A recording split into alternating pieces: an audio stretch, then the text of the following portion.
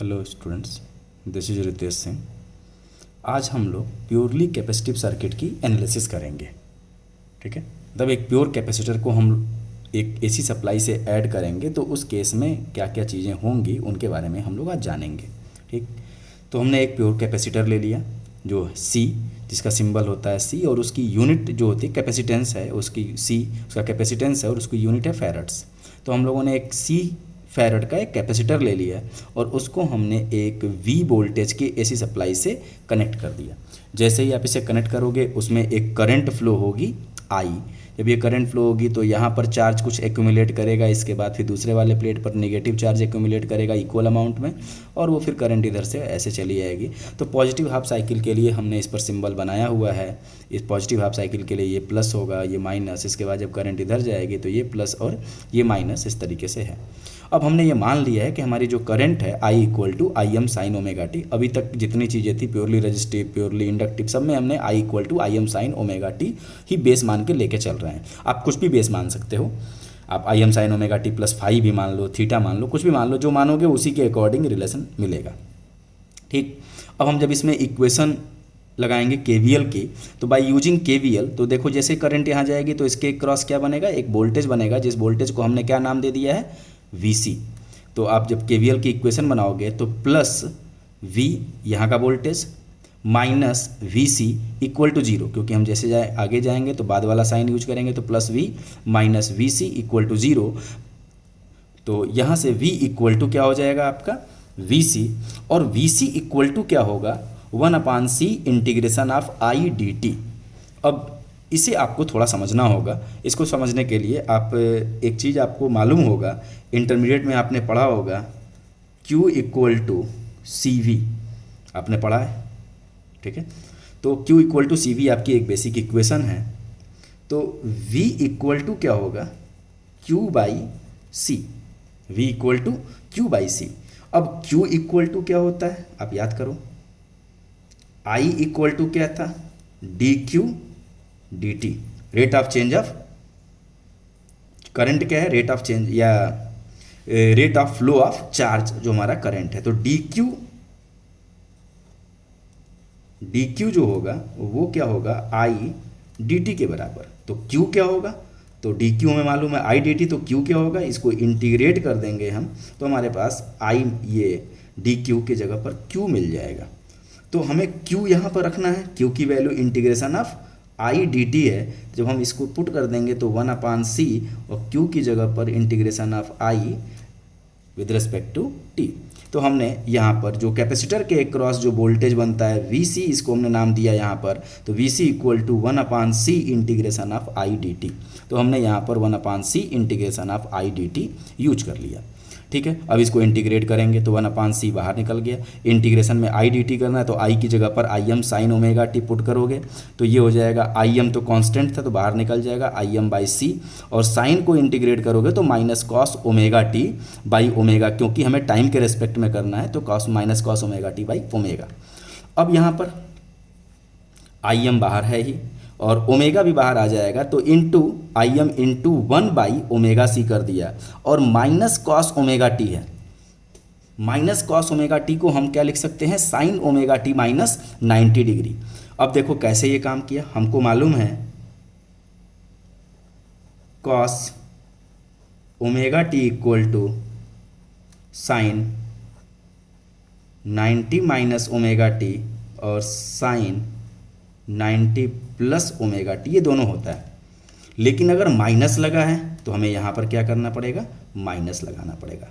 और minus of sine theta is equal to minus of sine theta equal to sine of minus theta भी होता है। तो जब ये माइनस इधर जाएगा तो ये माइनस यहाँ आ जाएगा और इसको क्या कर देगा प्लस, और अगर ये वाला माइनस अंदर जाएगा तो ये भी माइनस हो जाएगा और ये भी माइनस हो जाएगा। इसका मतलब ये है कि हमारे पास जब इस वाले फॉर्मूले को हम यूज करेंगे तो उसमें हमारा ओमेगा टी निगेटिव हो जाएगा, जबकि हमें ओमेगा टी पॉजिटिव रखना है। क्यों, क्योंकि हमारी करंट के ओमेगा पॉजिटिव है। तो हम लोग इसलिए कौन सा फॉर्मूला यूज करेंगे, sign omega T minus 90 degree. ठीक है, तो sign omega T minus 90 degree हमने यहाँ पर यूज कर लिया। तो आपको बस बेसिक ये चीज़ ध्यान रखना है कि जब भी कभी केवल कॉस ओमेगा टी आए तो आप साइन में चेंज करना है, तो sign omega t plus 90 degree use करो और माइनस कॉस ओमेगा टी अगर हो तो आप इसको यूज करो sine omega T minus 90 degree. इन दोनों को आप हमेशा लर्न कर लीजिए, ठीक। तो ये हमारे पास इक्वेशन बन गई। अब आप बताओ आई एम इंटू 1/ओमेगा सी जो है ये कहीं ना कहीं कुछ नहीं तो एक वोल्टेज की ही वैल्यू तो है, क्योंकि ये VC है हमारे पास, वोल्टेज अक्रॉस कैपेसिटर है। तो ये वैल्यू जो वैल्यू है ये वाली वैल्यू भी तो वोल्टेज की है, क्योंकि हमारे पास इक्वेशन में साइन के पहले और बराबर के बाद जो कुछ भी आता है वो उसकी मैक्सिमम वैल्यू है। तो इसको हमने नाम दे दिया VM, और VM क्या हो जाएगा, IM इंटू 1/ओमेगा सी। 1/ओमेगा सी को हम एक नया नाम देने जा रहे हैं। क्यों? क्योंकि करंट में आप बताओ किस चीज़ से मल्टीप्लाई कर दिया जाए कि वोल्टेज बन जाए। तो करंट में हम जिस चीज़ से भी मल्टीप्लाई करेंगे और वो वोल्टेज बनेगा, तो जो भी चीज़ मल्टीप्लाई हो रही है करंट से वो कुछ भी होगी उसकी यूनिट क्या होगी, ओम होगी। मतलब ये एक रेजिस्टेंस टाइप की ही चीज़ होगी जिसका हम करंट से मल्टीप्लाई करेंगे तो वो वोल्टेज में कन्वर्ट होगा, ठीक। तो इसको हमने नाम दे दिया रिएक्टेंस, क्योंकि एक्चुअल में रेजिस्टेंस इसके अंदर है नहीं, एक रेजिस्टेंस टाइप की क्वांटिटी इसके अंदर है, मतलब चार्ज को रोकने की क्षमता इसके अंदर है। इसको हम लोग रिएक्टेंस बोलते हैं। तो XC इसका सिंबल हो जाता है 1/ओमेगा सी। जैसे इंडक्टर में XL था उसका फॉर्मूला था ओमेगा L, वैसे ही यहाँ पर एक कैपेसिटिव रिएक्टेंस क्रिएट हो जाता है, उसको हम बोलते हैं XC, और फॉर्मूला है 1/ओमेगा सी कैपेसिटिव रिएक्टेंस। अब अगर इस पूरे को हमने VM बोल दिया है तो VC equal to VM sine omega T minus 90। अब इक्वेशन 1 और इक्वेशन 2 को आप ध्यान से देखो तो करंट 0 डिग्री पर है और वोल्टेज आपका 90 डिग्री पर है, माइनस 90 डिग्री। तो यहाँ से हम ये बोल सकते हैं कि by equation 1 and 2 we can say that the current leads the voltage by an angle of 90 degree or π/2 radian. यहाँ पर करंट क्या कर रहा है, वोल्टेज से लीड कर रहा है। कितने डिग्री, 90 डिग्री। कैसे लीड कर रहा है, क्योंकि देखो करंट का एंगल कितना है 0 और वोल्टेज का एंगल कितना है -90। 0 और -90 में 0 बड़ा है, ठीक। तो कितना डिग्री बड़ा है, 90 डिग्री बड़ा है। अब अगर हम इसका फेजर ग्राफ बना दें, वेव फॉर्म बना दें, तो करंट हमारे पास IM साइन ओमेगा टी, तो हमने करंट का ग्राफ ये बनाया। वोल्टेज आपका 90 डिग्री लैग कर रहा है, मतलब जो क्वांटिटी, अब यहाँ पर आप t इक्वल टू 0 पुट कर दो, आपको खुद मालूम चल जाएगा कि कहाँ से हमें शुरू करना है। t इक्वल टू 0 पुट कर दोगे तो साइन -90, साइन -90 की वैल्यू -1, और इसमें VM में -1 से मल्टीप्लाई कर दोगे तो -VM। इसका मतलब आपका ग्राफ कहाँ से शुरू होना होगा, -VM। t इक्वल टू 0 पर वोल्टेज की वैल्यू कितनी होनी चाहिए, -VM। तो यहाँ से इसका ग्राफ शुरू हो जाएगा और ये इस तरीके से जाएगा, ठीक है। जिस समय करंट की वैल्यू मैक्सिमम हो रही है उस समय वोल्टेज की वैल्यू 0 है, और जिस समय करंट की वैल्यू 0 है उस समय वोल्टेज की वैल्यू मैक्सिमम है, भले ही निगेटिव में हो या पॉजिटिव में हो। देखो इस करंट के 0 पर वोल्टेज की वैल्यू निगेटिव में मैक्सिमम है, और यहाँ पर जब करंट की वैल्यू 0 है तो वोल्टेज की वैल्यू पॉजिटिव में मैक्सिमम है। अब अगर हम इसका फेजर डायग्राम बना दें तो रेफरेंस एक्सिस पर हम करंट को बनाएंगे IM/√2 एंगल 0 डिग्री, और वोल्टेज को हमें 90 डिग्री रेफरेंस एक्सिस से नीचे बनाना होगा, तो हमने 90 डिग्री इसको नीचे बनाया। अब इसे लिखा VC VM/√2 angle -90 degree, VM/√2, क्योंकि हमें इसकी RMS वैल्यू लिखनी होती है तो लिख लिया। और VM की वैल्यू हमने क्या मानी थी, I इंटू XC, तो हमने लिख लिया IM/√2 इंटू XC, ठीक। अब ये बताओ IM/√2 क्या है, IRMS है, हमने IRMS लिखा, XC लिखा। और आप याद करो जब हम लोग पोलर रेक्टेंगुलर कन्वर्जन कर रहे थे तो वहाँ पर हमने एक एग्जांपल लिया था -6J, तो हमने उसको लिखा था 6 एंगल -90 डिग्री।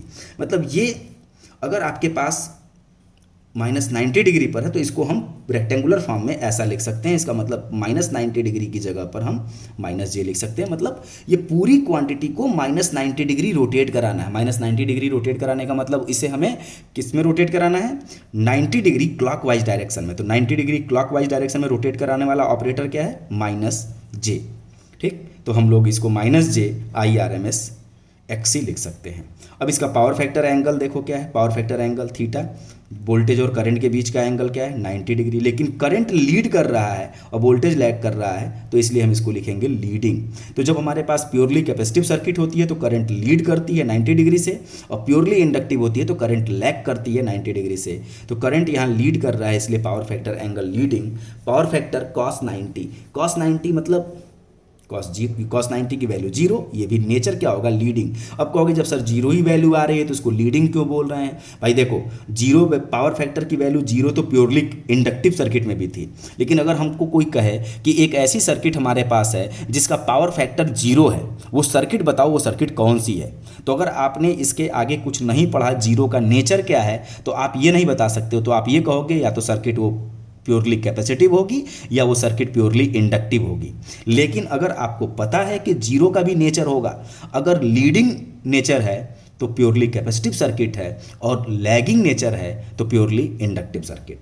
अब P equal to active power V R M S I R M S cos 90 की वैल्यू 0, तो active power 0, reactive power V R M S I R M S sine 90, तो V R M S I R M S volt ampere reactive, apparent power V R M S I R M S. तो यहाँ पर हमने देखा कि जो Q है वो S के बराबर है और P की वैल्यू 0 है।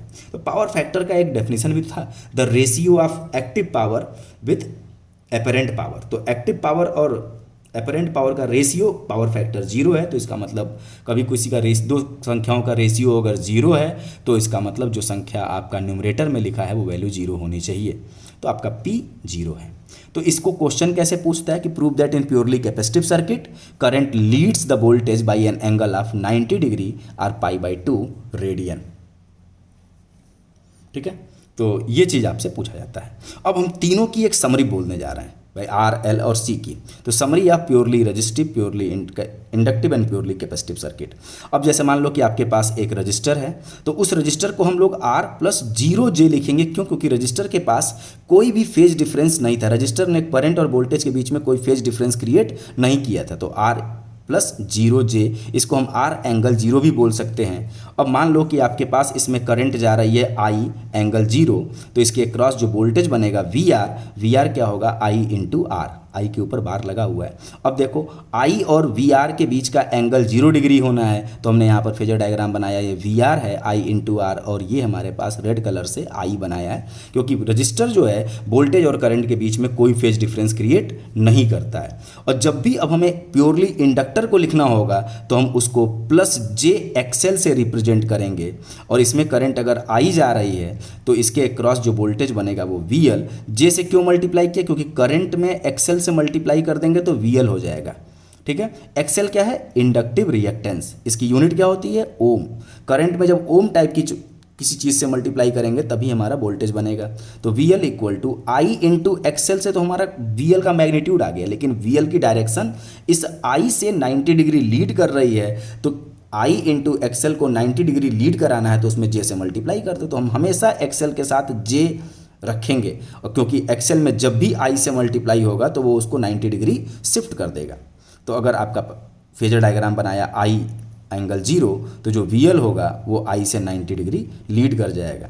सेम वैसे ही कैपेसिटर को हम लोग -JXC लिखा करेंगे, या XC एंगल -90 डिग्री। अब इसमें जब करंट आएगी I एंगल 0, तो जो वोल्टेज बनेगा VC, वो उस करंट से 90 डिग्री लैग करना है। तो 90 डिग्री लैग कराने वाला ऑपरेटर कौन सा है, -J। तो करंट वोल्टेज क्या होगा, VC = वोल्टेज का मैग्नीट्यूड। अगर हम देखें केवल मैग्नीट्यूड की बात करें हम VL, तो ये क्या होगा, I × XL। और यहाँ पर अगर हम VC की बात करें तो I × XC। ये ध्यान रखिएगा, बहुत से बच्चे गलती कर देते हैं, VL = I × L करते, जैसे VR = I × R है, तो वैसे VL = I × L नहीं होगा, I × XL। और VC = I × XC, क्योंकि L की यूनिट तो हेनरी है, हेनरी का एम्पियर में मल्टीप्लाई करके वोल्ट नहीं बनेगा। करंट का मल्टीप्लिकेशन जब तक हम ओम में नहीं करेंगे तब तक वोल्टेज नहीं बनेगा। तो XL हमारे पास उस इंडक्टर का एक रजिस्टिव प्रॉपर्टी है, और XC कैपेसिटर की एक का रजिस्टिव प्रॉपर्टी है। तो VC = I × XC। अब इस VC को 90 डिग्री लैग कराना है, तो इस पूरे में किससे मल्टीप्लाई कर दें, -J से। तो हम जब भी कैपेसिटर को लिखेंगे तो -JXC लिखेंगे, और रजिस्टर को, ये इंडक्टर को लिखेंगे तो JXL। और रजिस्टर को लिखने के लिए हमारे पास केवल और केवल रियल पार्ट होगा। तो यहाँ पर देखो रजिस्टर में केवल रियल पार्ट है, इमेजनरी 0 है, और इसमें देखो रियल 0 है दोनों में, और इमेजनरी केवल पार्ट है। तो हमारे पास तीन तरह के एलिमेंट्स होते हैं, रजिस्टर, कैपेसिटर, इंडक्टर। तो इसमें रजिस्टर जो होता है आपका वो रियल एलिमेंट है, कैपेसिटर और इंडक्टर इमेजिनरी एलिमेंट्स बोले जाते हैं। ठीक है, तो अब हम लोग इसके बाद purely resistive, purely capacitive, purely inductive circuit हो गई। अब इसके बाद हम लोग आर, एल और सी सर्किट को आपस में मिला के सीरीज और पैरेलल कॉम्बिनेशन बना के आगे की क्लास में पढ़ेंगे। Thank you.